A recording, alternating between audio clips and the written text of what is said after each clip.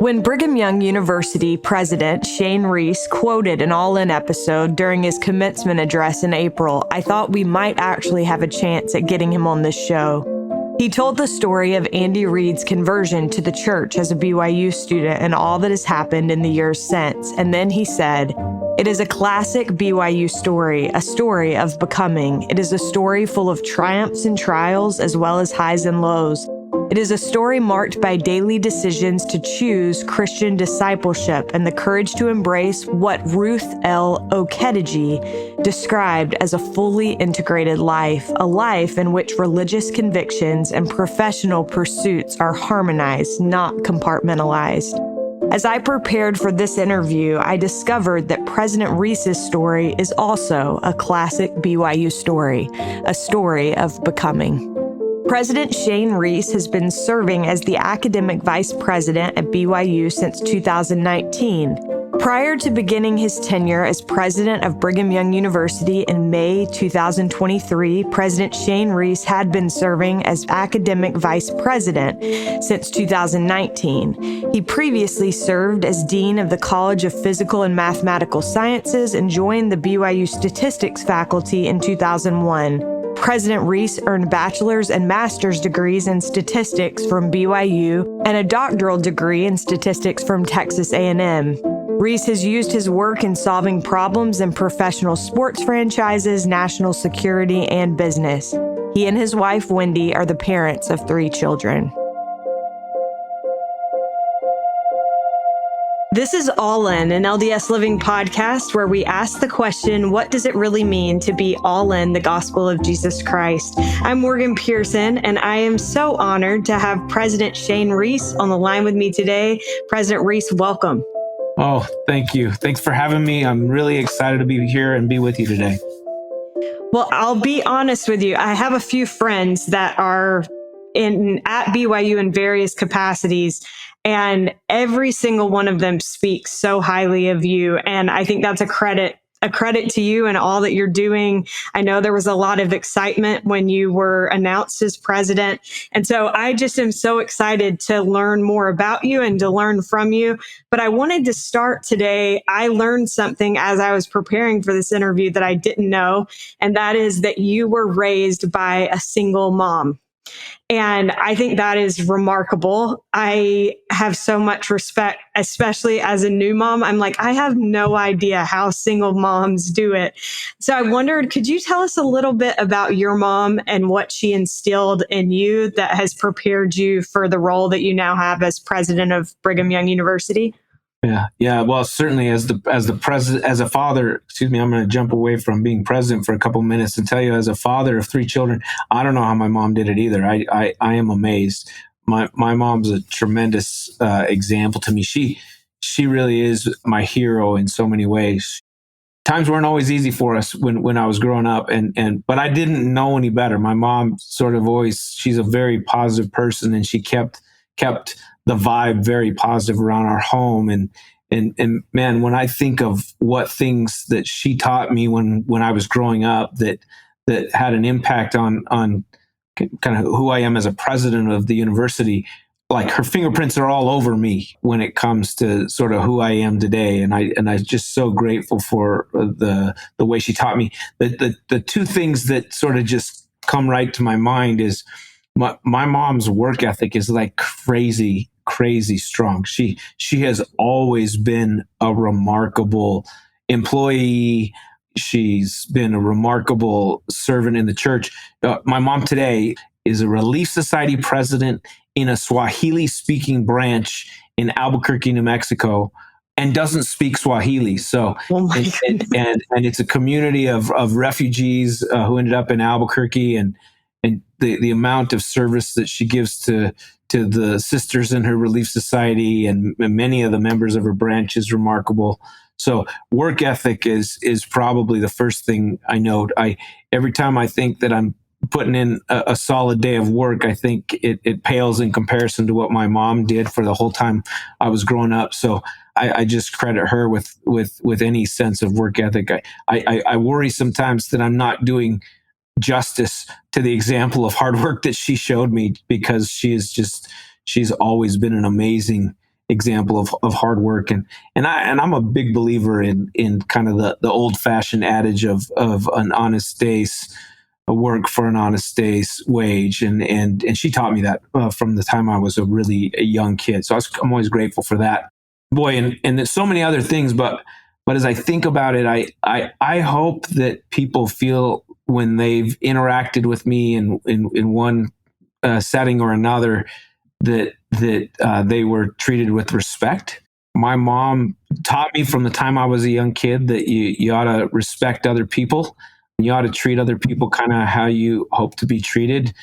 And she modeled that. I mean, I just remember it didn't matter with whom she was speaking, what their background was, what their standing in the community was or wasn't. She felt like all humans sort of deserve to be treated with respect and care and concern. And so, again, I'm not sure I do that as well as my mom did, but I certainly hope that I try to behave a little bit like she taught me to behave.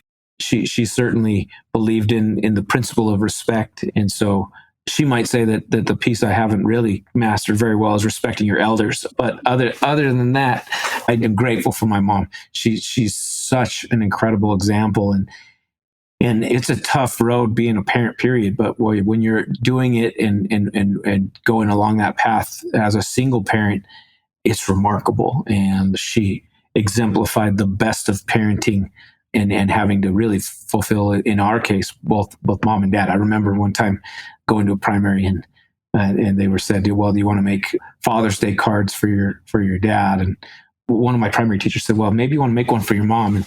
And that began a process of sending Father's Day cards to my mom. So she did. She fulfilled both roles so well, and it can't have been easy. But like I said, I didn't know that because she was incredible about maintaining kind of a positive vibe in our home. So that's incredible. Well, she obviously did a good job, and I can only imagine how proud she must be of you. So I thought we should start and give her some props at the top of the interview.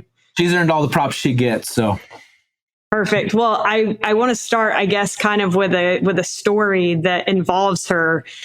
I understand that you almost went home from BYU during your first semester. You were a long way from home, grew up in New Mexico, but you were struggling that first semester, and your mom spoke with your homeward bishop, who mentioned that his brother was at BYU as a law professor and that you should speak to him before you decided to come home. And that law professor was President Kevin Worthen. Years later, you would succeed Kevin Worthen as president of BYU. You've told that story and talked about how there are no coincidences. I am curious kind of what that conversation with President Worthen was like, but also what do you wish that college students or youth understood about God's awareness of them and his involvement in the details of our lives? Because I think that story is such an incredible example of God's awareness of each person. Yeah, boy, you did your homework. That's impressive, first of all. I tried. Yeah. President Worthen's been a remarkable influence. And really, that was the first time I met him, was when I was on the verge of heading home, because I wasn't having the model BYU experience during my freshman year. And I was grateful for my homeward bishop who had been influential in my life leading up to that. His name was Clyde Worthen, and Clyde recommending that I go visit his brother, who at the time was a very young law school professor. He just started. He'd only been on the faculty for a couple of years when I went to visit him. And the amazing thing is, it's not like he said anything particularly profound. In fact, I'm sure for him it was completely forgettable. But for me, one of the things I was really struggling with was the fact that I had become at the time, social security numbers were our student ID numbers. And I felt like rather than being Shane Reese, I was my social security number. And that was just so dehumanizing in so many ways. And I remember standing in long lines at the bookstore and each time not being asked what's your name, but more, what is your ID number? And I felt out of place. I felt like I didn't belong. And boy, just to have somebody who was part of the campus community who was a faculty member. By the way, growing up, not having spent a lot of time around college campuses,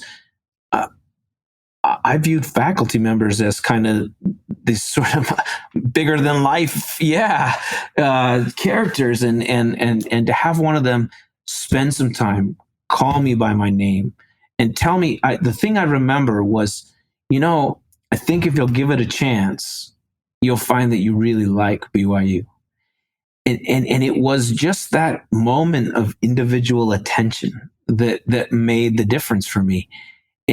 And look, I believe so strongly that there are no coincidences. I mean, what's the likelihood that my home ward bishop would have a brother who would be the kind of person like Kevin Worthen is, to whom someone could refer me? Now, I had to take the initiative and actually go to his office, which, by the way, wasn't an easy step at the time. There was some initiative that was required. But to have that connection and to have Kevin Worthen be as warm and as kind and as generous as he is, to be able to just offer a couple of words of encouragement, it made all the difference. I think of the things that have cascaded from that initial meeting and have been so grateful that God is in the details of our lives. Now, I'm not sure that all of the little details that, by the way, if we have eyes to see, I think it happens all the time. I mean, I think it's all around us every day, more times than we can count. And I'm not sure that the individual details where you can see his hand in your lives, that he cares so much about that detail. But what he does care about is the joy that his children experience. And he knows the path that's going to lead to that joy. And it may be very different than the path that we've kind of envisioned for ourselves. I never imagined myself graduating from college necessarily, but I certainly didn't imagine myself going on for an advanced degree. And nowhere in my wildest dreams would I ever have the thought that I would be sitting in this chair at this time at Brigham Young University. But I know that God knew that path was out there, and he has a path designed for each one of us. Sometimes we just have to yield ourselves, but he is in the details. And sometimes I think what it takes is for us to be able to have the courage to pray for eyes to see and ears to hear the fact that he's in those details. So anyway, I see evidence of it all the time, but I'm also aware that it's probably been many more instances where I wasn't paying very close attention to him being in the details of my life. So. Right. Well, it's crazy to think. I love that example just because it's crazy to me to think what would have happened if you had gone home from BYU first semester. And it's that, life hinges on, or life turns on small hinges. I'm butchering that quote. But I have a little sister she graduated from high school today, actually, and she's headed to BYU Hawaii in the fall. And I've thought a lot about my college experience and homesickness in particular. I think that my mom always says homesickness is a real sickness, that it has to run its course. And so I wondered, for you as somebody who was a little bit homesick and who considered going home, what would be your advice to a homesick college freshman, as there likely will be some in the fall? Yeah, there will be. I'm convinced of it, and actually I think we may have increased incidents of homesickness just because this generation, I think, is suffering from an epidemic of loneliness. So I think this is a real thing, and I think we're going to see more and more homesickness.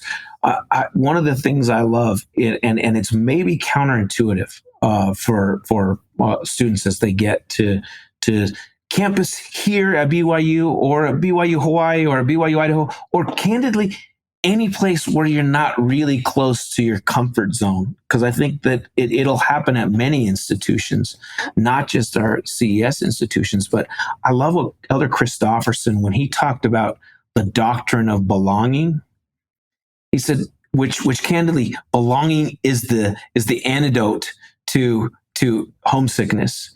And he talked about that belonging is derived from service and sacrifice.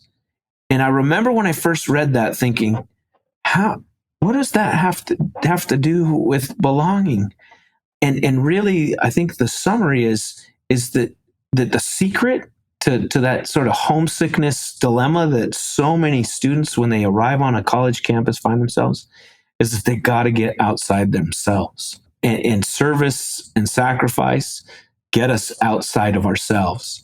I'm amazed that was really where I was having a problem when I look back on it in retrospect. I didn't know it at the time.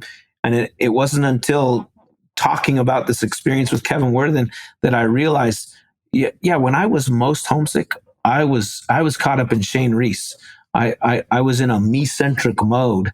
And when I was able to get out of that mode, A, thinking about others, and B, putting myself out there. I think sometimes we get so caught up in what's going on that we don't put ourselves out there.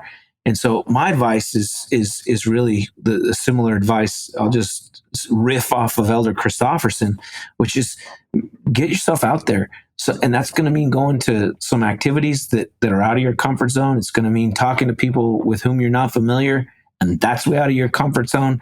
And it means finding opportunities to serve other people, whether that's be in your ward as a ministering brother or sister, or whether that be in a service learning opportunity on campus. It means sacrifice. Put some of your own challenges and struggles aside for a minute and sacrifice for someone else. It's nearly a miraculous recipe, and it's probably counterintuitive.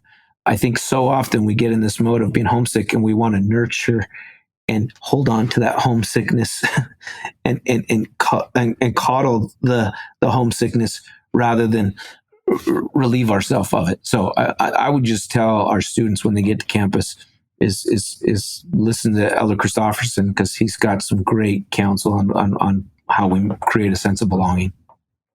Well, I know that has been something that you have been big on, is creating a space of belonging. And we'll talk more about that as we get further into our discussion. But I wanted to start out. You have a background in statistics, and your family has said that they don't think anyone loves statistics like you do. You yourself said that statistics makes you, in quotes, giddy. So what is it about this study that makes it such a passion for you? Yeah. I hope the word giddy doesn't come back and bite me some point, because, but honestly, it's true. I do get super excited about statistics. Some would say unhealthily. So I think even students that have taken classes from me would say, it's probably unhealthy how excited you get about statistics. But for me, I remember I came to BYU and I thought I was going to be an engineer, and I took a class that was supposed to make you want to be an engineer, and it did anything but that. And then I thought maybe I'd go into business school, and one of the prerequisites, I had a lot of math under my belt, and I had to take a stats class. I tell this story, my mom wants to deny that it's true, but BYU sent a letter to people who did well on the ACT in the math section, and they said, maybe you should consider statistics. And my mom said, whatever you do, don't go into statistics. Those are the most boring people on the planet. And so I was sort of went in with that bias, but man, when I took that first class, I loved the way it helped us grapple with uncertainty. To me, that sort of is the essence of statistics: is how do you grapple with uncertainty? And whether I've applied it to glacier movement in high mountain Asia or Antarctica, or whether I've applied it to the reliability of nuclear weapons, or whether I've applied it to sort of injury healing profiles, whether I've applied it to sports, done a lot of work in sports analytics, all of those have in common trying to grapple with uncertainty and bring kind of mathematical models to help us understand that uncertainty and make decisions. And for me, my wife sometimes says that I have intellectual ADHD, that I'm looking for things to sort of do on a regular basis that are different. And statistics allowed me to grapple with uncertainty in a whole wide variety of different disciplines. So I do get really excited about statistics. And it's just because it's such a great tool for me to learn more about the way things work. So I've loved it. Well, I wanted to touch on that kind of as a precursor to our next question, because I think it kind of sets it up well. One thing that you've discussed a lot is this idea of being bilingual in the spiritual and the secular. And I noticed as I prepped for this interview, President Reese, I went back and read your various BYU speeches over the course of your time at BYU, even prior to becoming president. And I noticed that this is something that you really practice what you preach. I think you do a really good job of blending that secular and the spiritual. And it seems like you're somebody that's incredibly well read. And as someone that wants to become more well read, I wondered, what is your secret? And how would you say that we can develop more fully this ability to be bilingual? Yeah. Well, certainly when we talk about being bilingual, I need to give credit where credit's due. That term was not coined by Shane Reese. President Kimball, in what I would describe as one of the most remarkable addresses ever given on this campus, the Second Century Address, talked about being bilingual or embracing our double heritage as people who can speak with authority in our discipline, but also have a keen ability to speak about things sacred, and that ability to speak in both of those spheres with confidence and ability is what he would call being bilingual. I don't think there are secrets to being bilingual. For me, I think it involves some basic ideas. First, I think you got to be deliberate. I think you absolutely have to be intentional and deliberate about trying to do both of those things simultaneous. I think the academy and I think intellectuals who shape a lot of the discussion on the philosophy of gaining education and being educated would say that you can't do both of those things simultaneously. And I just refute that. I think that you can do that. And I think the secret is a secret, or maybe the old school answers to this are, first of all, being humble enough to acknowledge what we don't know in both of those spheres. I think we have to have some honest intellectual humility. President Nelson, when he was dedicating the life sciences building on this campus, he said that when you really are faced with tensions between science and religion, it is his experience that those tensions aren't real tensions at all. They're perceived tensions. And they mostly derive from a lack of knowledge in one or the other of those two spheres. So when we're trying to be bilingual, I think it's a willingness to be humble enough to say, I don't know. I have some uncertainty about what a gospel answer to this particular question is, or I have uncertainty about what this scientific model would say about this question. And because so often people in one or the other of those two spheres assert more certainty than they really have. So I think it starts with humility, and then it's digging in and doing some hard work. That's sort of back to my mom's lesson about hard work and work ethic, is that you got to be willing to put in time in improving your gospel study, putting in time in trying to be well read in all of the scholarly graces. And I think that when you do those things, what you'll find is a beautiful confluence, that these things aren't mutually exclusive or even competitive with one another, but they are mutually reinforcing. And I find that to be an absolutely beautiful confluence. And the bilingual nature of that really does often lead to sort of this kind of unified language. So anyway, I'm not sure I'm a great example of this myself, but I do try to work hard at improving both of those elements. And I just see a tremendous beauty in how they come together for me.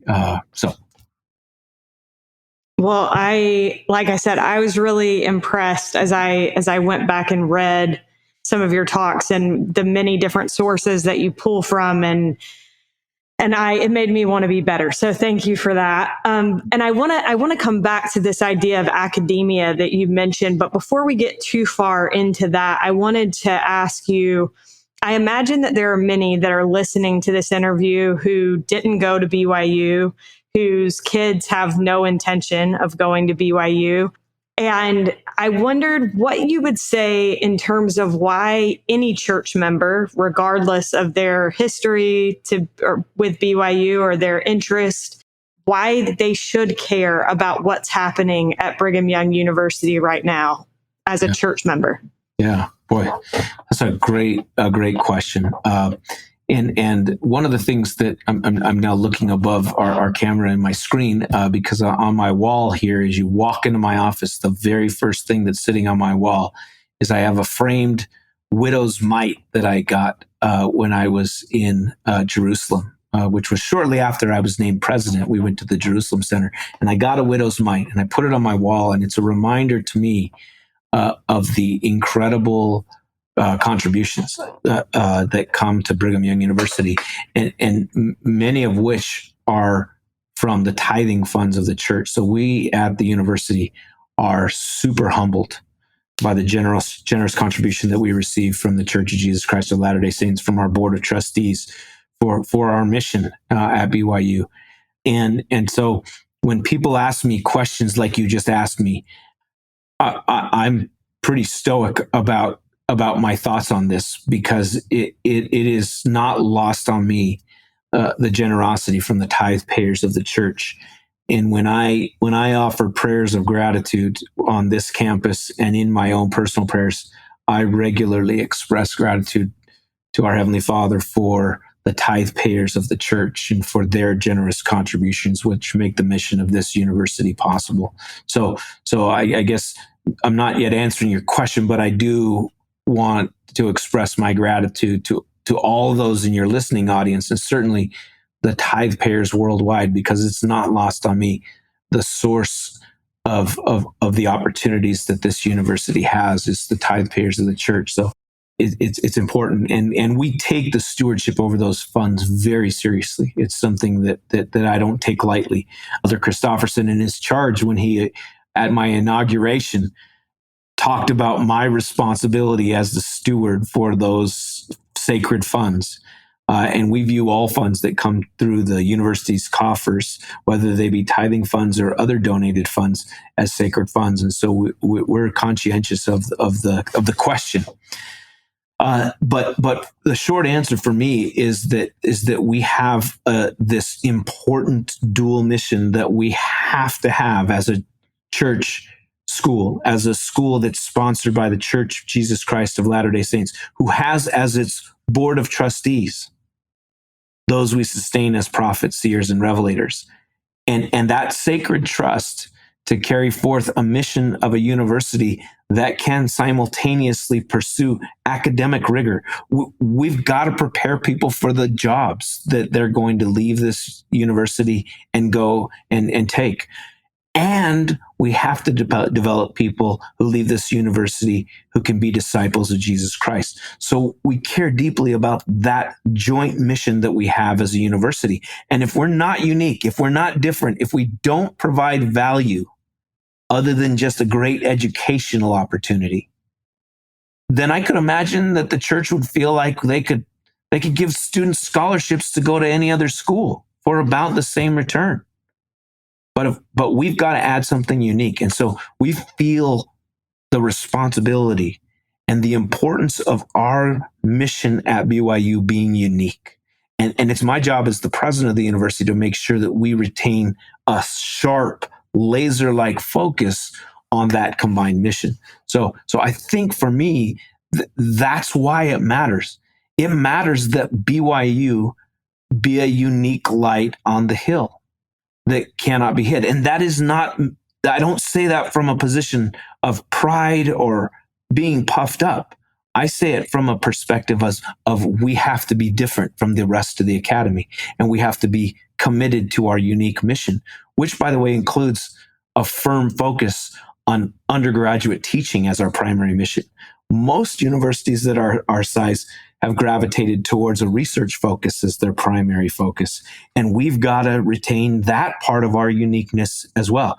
And the academy would pull us away from both of those focus areas. And when we do that informed and led and directed by prophets, seers, and revelators, and guided by inspiration that was shared by, say, President Kimball in his second century address, we can shine a unique light, and we can contribute to the light that's being shared by the missionary effort of the church, by all of those things. And it doesn't matter whether it's our academic programs, the research that we conduct, our athletic programs, all of those, I think, contribute to what we hope is a unique light.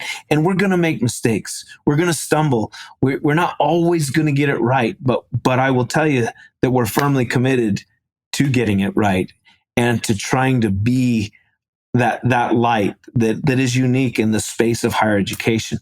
I believe more now than ever that those types of unique lights in the ecosphere of higher education are needed, and that there is a place where not only is it needed, the value proposition of education is improved by what we have to offer. Well, that makes so much sense to me. And I just was thinking about it in terms of my most recent experience, which is that my husband's in grad school, and there are a large number of BYU grads in his graduate program, and thinking about how other people that are in school with him see our group, and they're like, oh, well, they're members of the Church of Jesus Christ of Latter-day Saints. And what impression do they have of the gospel of Jesus Christ based on their experience with us in this space? And I think that that's happening all over the place.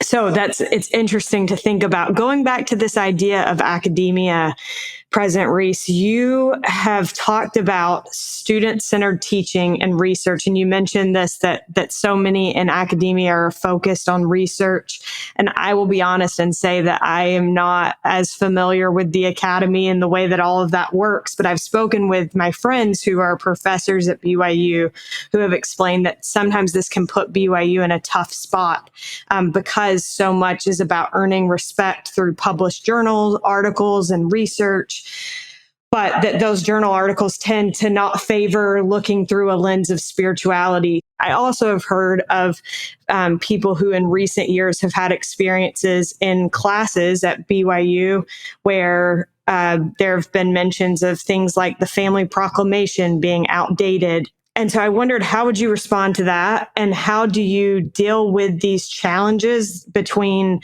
academia and encouraging and making sure that professors are teaching things through a spiritual lens as you approach hiring at BYU? Yeah. Well, one of the things that I used to hear President Worthen say when he was the president of the university is that the most important decisions that are made during his time as president will be the faculty we hire. And I remember hearing that thinking, boy, you make lots of important decisions in that office. That's a bold statement, and he's not prone to overstatement. And since occupying this office, I feel the exact same way. Those are critical decisions, in part because we ask our faculty, we ask them to be not only excellent in their disciplines, not only excellent in their teaching, but we ask for them to be role models of believers in the restored gospel of Jesus Christ.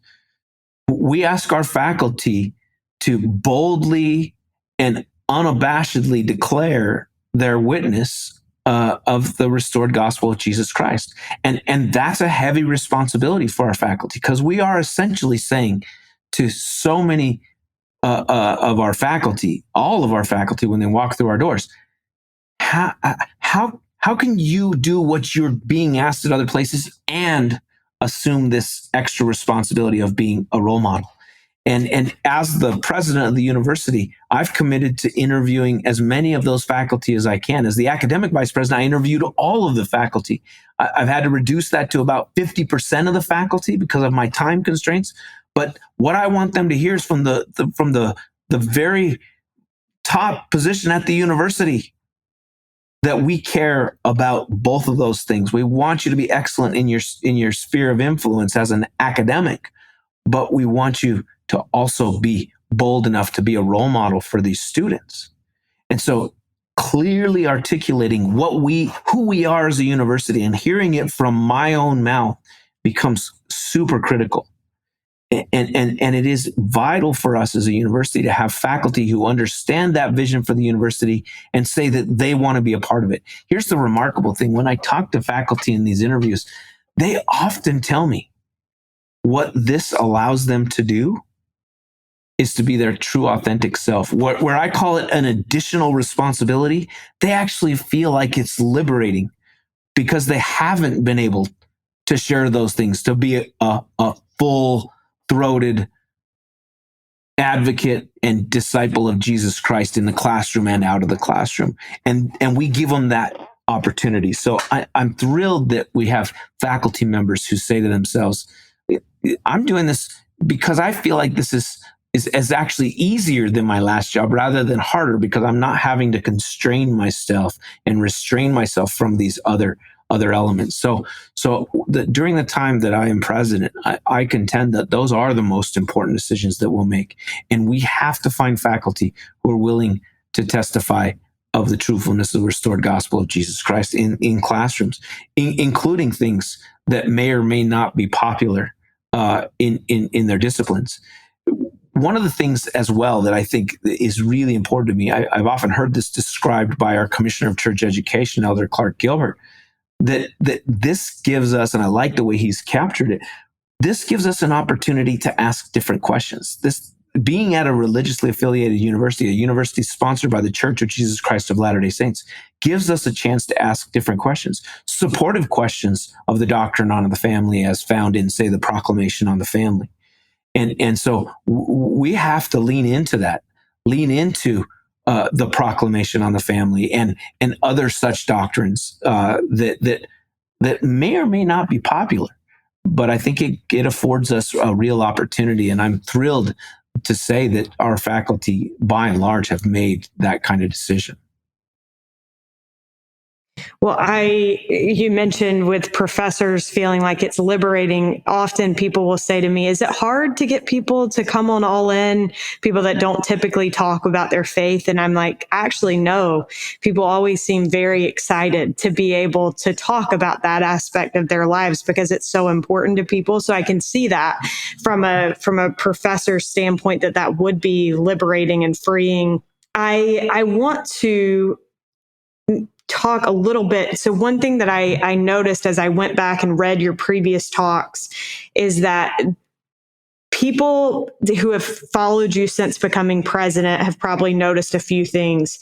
Your love for a talk that was given by President Kimball that you already mentioned in this interview about the second century of BYU and his reference of gospel methodology. Your belief in fostering a covenant community of belonging, another thing that's already come up in this interview, and the uniqueness of BYU. So we've already kind of covered all of those things. And I learned that those are all things that have meant something to you long before becoming president. These were the things that you have been kind of preaching all along. Why would you say that making sure that these things create a groundwork is so important for what you hope to accomplish in your time as president of BYU? Oh, first of all, you really have done your homework. One of the things that I've how I've sort of captured what really is a collection of things that have come from a whole lot of talks that I've given, President Kimball's given. I've been greatly influenced by President Worthen. It turns out there were a series of talks by President Oaks and Elder Bednar and President Holland that were highly influential in my thoughts on what the future of the university are. And it is sort of gathering all of those things. I've really described it as becoming BYU. And what we mean by that is, how do we become the Christ-centered, prophetically directed university of prophecy? And occasionally people will say, well, you got prophesy in there twice. I'm not sure you meant to repeat yourself. And it turns out I did. I mean prophetically directed because my board of trustees at Brigham Young University is constituted of prophets, seers, and revelators. And we get regular input from them. We got great talks from President Oaks and Elder Bednar and President Holland that were just remarkable watershed moments for the campus community. That's what I mean by prophetically directed. And and University of Prophecy does really refer to President Kimball's second century address. So it is grabbing all of what I think of as the most pressing issues, and turning it into really 7 ideas that I talk about. And you mentioned almost all of them in your question, so I don't even need to go through them all. But we do focus on strengthening our student experience. We are committed to our undergraduate teaching mission as the first place we start. And we are, it turns out, focused on being bilingual. And we've got to be able to do that differently. We've got to have the courage to be different. This is one of the areas that I think requires a little bit of intestinal fortitude to have that courage to be different. We've got to invest in some mission-inspired scholarship, and we've got to hire faculty who want to do what we're hoping to do at the university. We've kind of got to be, to borrow a name of a prominent podcast, we've got to be all in on the mission of the university. And that really is the essence of what we mean by becoming BYU. And it is trying to get there. It's also candidly a recognition that we're building on the shoulders of giants. All of those who sat in this chair before me did amazing things to help us get where we are today. But it also says, look, we're not there yet. Becoming me is a process of acknowledging you're not there yet, and we've got work left to do.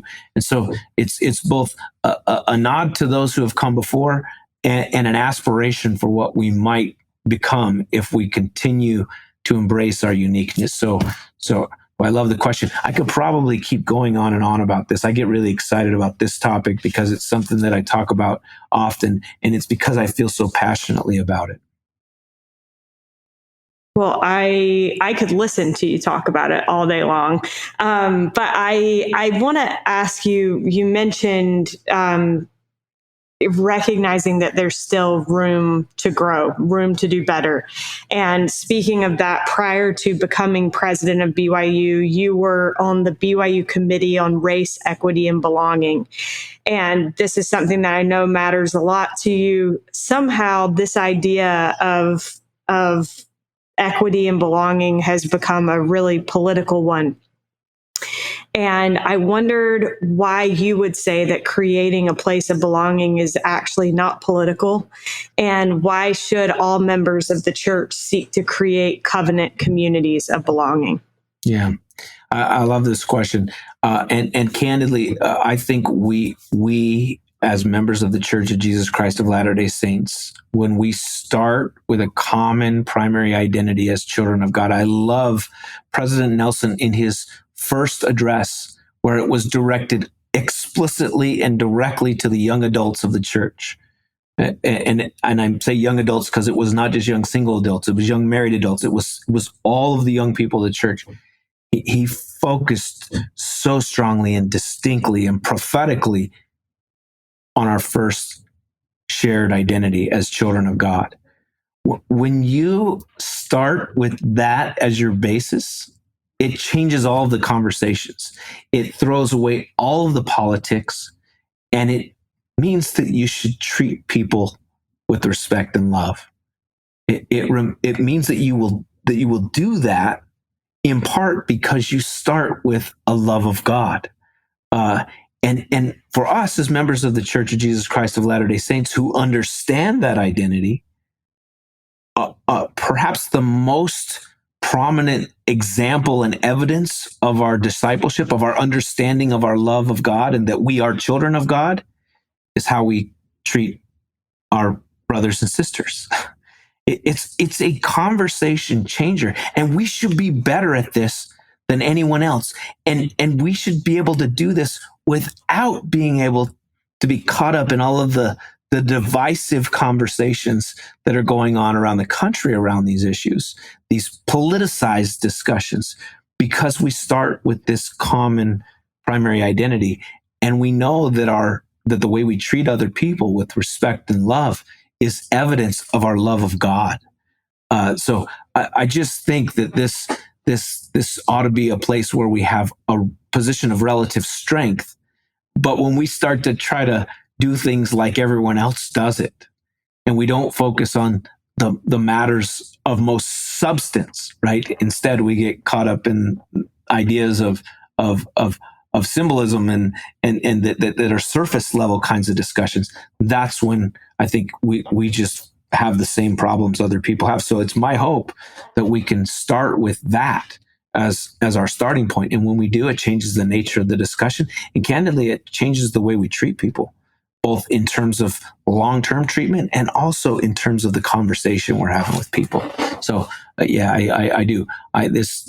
When we focus on covenants, and those covenants being driven by the fact that we're all children of God, it changes the nature of the conversation. And that leads to, I think, a completely different sense of what it means to belong. It is what Elder Gong described as covenant belonging. And I think that's got to be an important part of how we approach this, which candidly is going to be very different than the way that most of the institutions in the United States and certainly in the world approach this. I completely agree with you, and it really is. It's amazing to me how divisive that idea has become in our world, and I think it falls on members of the church to take that political nature out of it. Well, I wanted to ask you, I know that you are a big sports fan, and as a sports junkie myself, I have wondered about people's kind of criticism at times of athletics. And so removing our bias around sports, I wondered, how would you respond to someone who says BYU puts too much money into athletics? Why would a church-owned school even have sports? Yeah. It's a great question. And candidly, I think with the modern era of college sports, those questions are gonna I think come to us more often. I often have questions about the high expense of college sports. There's a couple things when I talk to people about this question. And by the way, it's always difficult for me to, you say, setting that bias aside. I'll try the best I can, but I do come at it from a perspective that I think sports teaches some amazing lessons. We have a brand new course required for all freshmen. And I asked them just a question in class about what was a moment where you felt stretched in your life and where you felt that stretching made you better.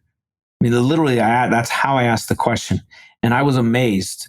Men, women, athletically inclined people, non-athletically inclined people, almost all of the examples ended up being from kind of a sports analogy. There is this soul-stretching, character-building element of sports, and so I believe in that just as an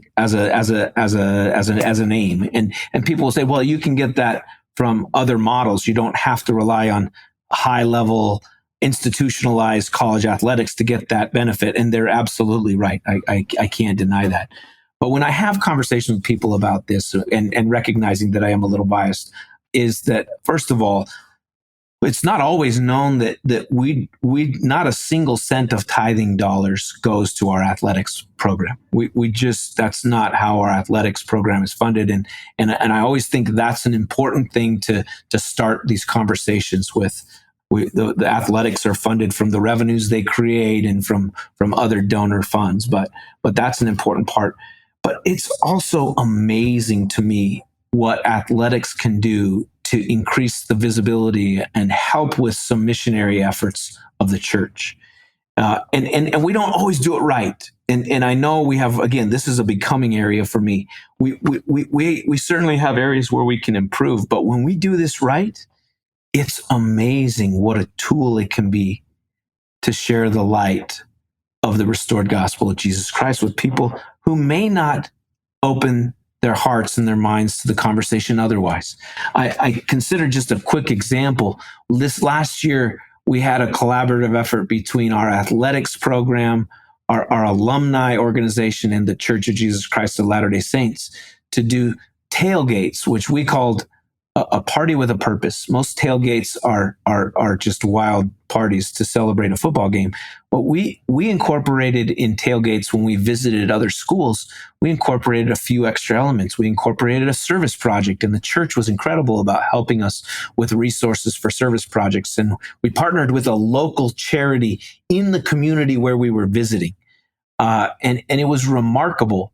And we also, our BYU TV team, constructed a new program that featured an amazing thing that's being done by the alumni of the school that we were playing, not our own alumni, but their alumni. We call them big stories because we're just entering the Big 12. And it is absolutely remarkable to see how these audiences at these visiting, where we're the visitors, how they resonated with the stories we told of their alumni. There was one of the schools who said, our own conference television station gives us 42 seconds of airtime. BYU gave us a whole hour of airtime at their expense. I mean, they were blown away. You combine that with one of the traditions of our football team is to not only run out the American flag and the BYU flag, but we run out the state flag of the school where we're visiting. And I heard from, for example, West Virginia fans who were in tears. They usually started out booing teams when they ran onto the field, but they couldn't bring themselves to boo because they were so touched by us running out the West Virginia state flag as part of our introduction to the Big 12. And I just think that effort is a great illustration of the wonderful things that athletics can do. And I know that we're going to make mistakes, and I know we're not always going to get everything right in this area. But the opportunity to shine the light of the gospel through athletics and through our athletes is remarkable. And so I'm bullish, but I also recognize that the landscape of college athletics is a dynamic and a fluid thing, and we're going to have to continue to strive to make ourselves unique. We're going to have to continue to do the things that are different than our peers, much like we do with the rest of the university in an era that is dominated by dollars. Well, I don't think anybody could have imagined when last basketball season ended how exciting and how many eyes would be on BYU basketball this off season. But it certainly has to be an exciting time to be in Provo. I wanted to touch on a couple things before we wrap up. One was you gave a talk where the theme of your talk was consumed with conviction, which is a phrase that comes from a commencement address that President Jeffrey R. Holland gave at BYU in 2018. And he said in that talk, I do not agree that the best lack all conviction because you and a host of good people across the earth like you prove otherwise. I believe you to be the very best, and I'm counting on you to be consumed with conviction. And I read your talk, and then I sent that quote, the full quote, to my husband, and that idea of being consumed with conviction stood out to both of us. I wondered, why does conviction matter? And if college students could become consumed with conviction of the gospel of Jesus Christ, what difference would it make in the world, in your opinion, President? Well, just listening to you repeat that quote from President Holland, I almost got weepy-eyed. I've listened to that excerpt from that talk no less than 50 times. And every time I hear it, I am so inspired by what he invited all the graduates that day to do and to become when they leave BYU.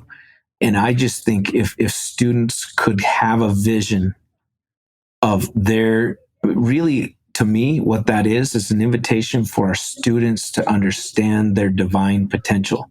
And I don't just mean divine potential in the eternities. It's divine potential here for what standing up and being willing to be different, to have that deep conviction of the restored gospel of Jesus Christ and to let their light shine. It will make a difference, not only in their lives, not only in the lives of their family and their homes, not only in the lives of those within their communities, but it will absolutely change the world.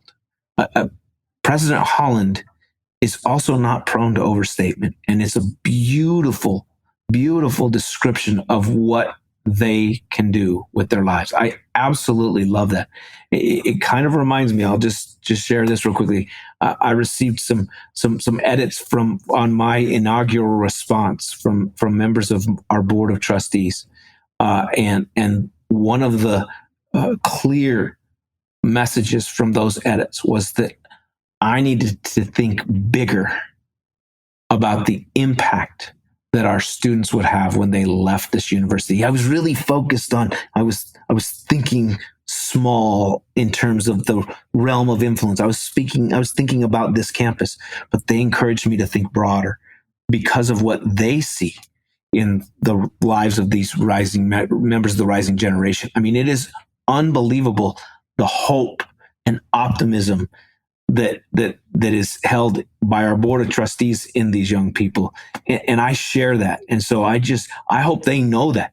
I hope they have a view of themselves of going out and with that being consumed with conviction, what difference they can make in the world. I mean, I feel it just so deeply that I hope that I can share just a little bit of how that makes me feel inside as an excitement for their future and the impact they're going to have.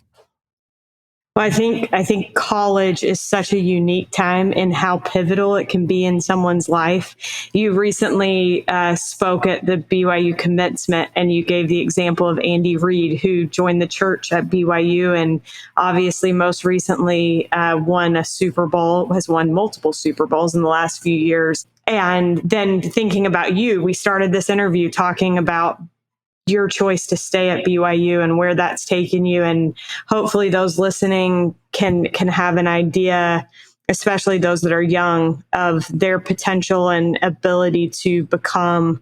President Reese, I appreciate your time so much. My last question for you is, what does it mean to you to be all in the gospel of Jesus Christ? Well, it is a great question. And for me, it does boil down to my testimony.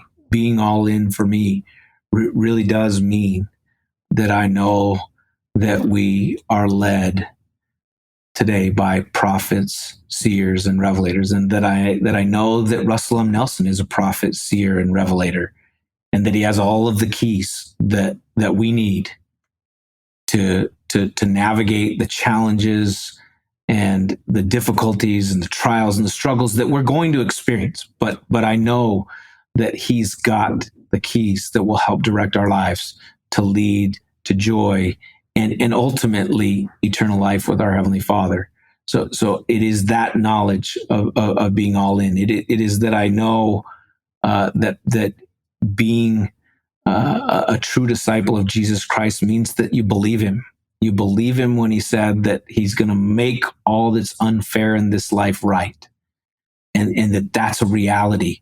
And whether our life is feeling really happy and really great, or if our life isn't feeling so great, that Jesus Christ will make all that is unfair in this life right through his atoning sacrifice. And knowing that and being firmly committed to the covenant path is what I think it means to be all in.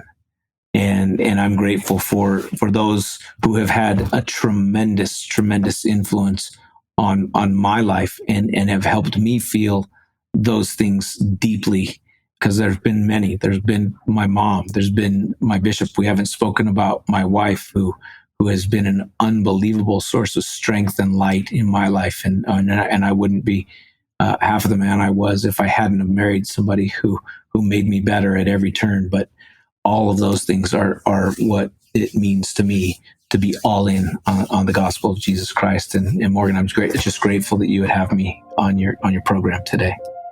Well, thank you so much. I appreciate your time very, very much. Big thanks to President Shane Reese for joining us on this week's episode. We are also grateful, as always, to Derek Campbell of Mix It 6 Studios for his help, and we are grateful to you for listening. We'll look forward to being with you again next week.